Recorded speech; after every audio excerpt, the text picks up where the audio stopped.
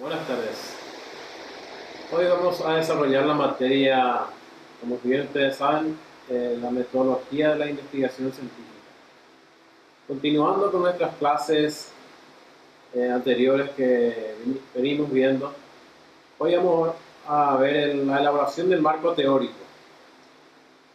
Cuando ya se posee el problema de investigación, se ha evaluado su factibilidad y determinado su relevancia. El siguiente paso consiste en sustentar teóricamente el estudio. A esto se le llama elaboración del marco teórico. Ello implica analizar, exponer aquellas teorías, enfoques teóricos, investigaciones y antecedentes en general que se consideran válidos para el correcto encuadre del estudio. El marco teórico contiene relaciones y comentarios de teorías, antecedentes del problema, definición de términos básicos y fuentes de información. Seguidamente veremos las funciones del marco teórico. Las funciones del marco teórico son prevenir los errores que se han cometido en otros estudios, orientar al estudio, ampliar el horizonte del estudio y guiar al investigador, delimitar el área de investigación, establecer los antecedentes del problema, conducir el establecimiento de las hipótesis, implicar nuevas líneas y áreas de investigación y proveer un marco de referencia para interpretar los resultados del estudio. Ahora veremos cuáles son estas etapas de la elaboración de un marco teórico. Comprende dos etapas. En primer lugar, la revisión de la literatura. Esta etapa consiste en detectar, obtener y consultar la bibliografía y otros materiales que pueden ser útiles para los propósitos del estudio, así como también extraer y recopilar información relevante que atañe al problema de investigación. Para realizar esta tarea, se deben distinguir tres fuentes de información. La primera fuente es la primaria. Son los resultados de investigaciones y bibliografía consultada directamente por el investigador. En este caso, libros, antologías, artículos de publicidad, monografías, trabajos de grado, disertaciones, documentos oficiales, reportes oficiales, trabajos presentados en conferencias, artículos periodísticos, testimonios de expertos, películas, videocintas, entre otros. Una segunda fuente de información es la fuente secundaria, que son compilaciones de información resumida que se encuentra en la bibliografía revisada. Se incluye aquí compilaciones, resúmenes y listados de referencias publicadas en un área de conocimiento particular. Son listados de fuentes primarias. Actualmente este tipo de fuentes están disponibles en bancos y bases de datos, para redes de computadoras, manuales o discos para computador. La tercera fuente es la fuente terciaria, que son los títulos de trabajo, publicaciones, tesis, conferencias, etc., que resultan interesantes de considerar dadas sus temáticas. Ello implica documentos que compendian nombres, títulos de revistas y otras publicaciones periódicas, así como nombres de boletines, conferencias, simposios, nombres de empresas y asociaciones, y diversos servicios, títulos de reportes con información gubernamental, catálogos de libros básicos que contienen referencias y datos bibliográficos, nombres de instituciones al servicio de la investigación. Se incluyen también fuentes no documentales como organizaciones, miembros de asociaciones científicas, instituciones de educación superior, agencias informáticas, etc. Para el trabajo de revisión bibliográfica es recomendable iniciar el trabajo consultando a uno o varios expertos en el tema. y acudir a fuentes terciarias o secundarias para localizar así las fuentes primarias en bibliotecas, hemerotecas, etc. Luego se seleccionan aquellas que se dan de utilidad y se revisan cuidadosamente para extraer información necesaria que integrará el marco teórico.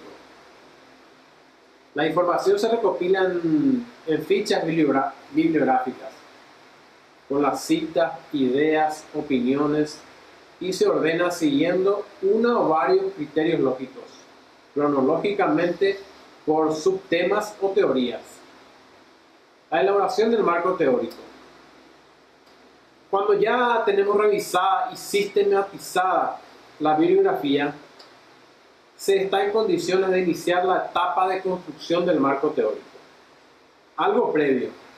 ¿Qué es una teoría? Una teoría es un conjunto de conceptos, definiciones y proposiciones vinculadas entre sí, que presentan un punto de vista sistemático sobre un determinado hecho o problema, especificando relaciones entre variables con el objeto de explicar y predecir dichos fenómenos.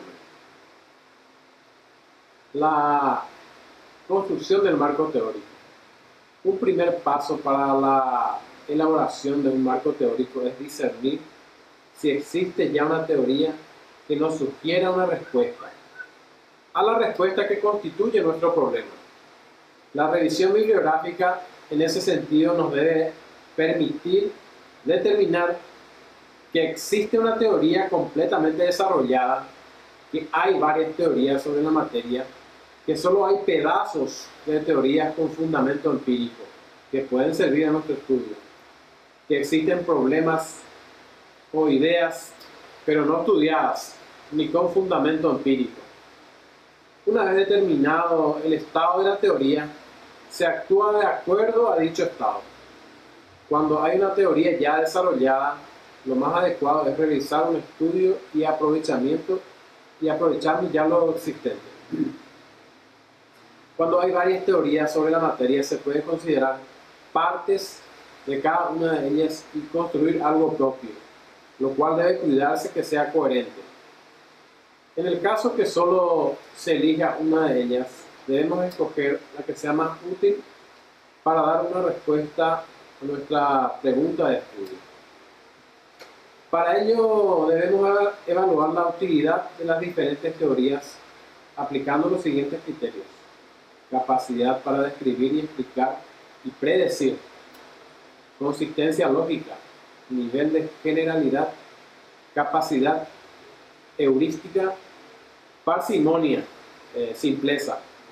En el caso de que existan solo trozos de teorías generacionales, empíricas o microteorías, se construye un texto único, considerando los diferentes pedazos.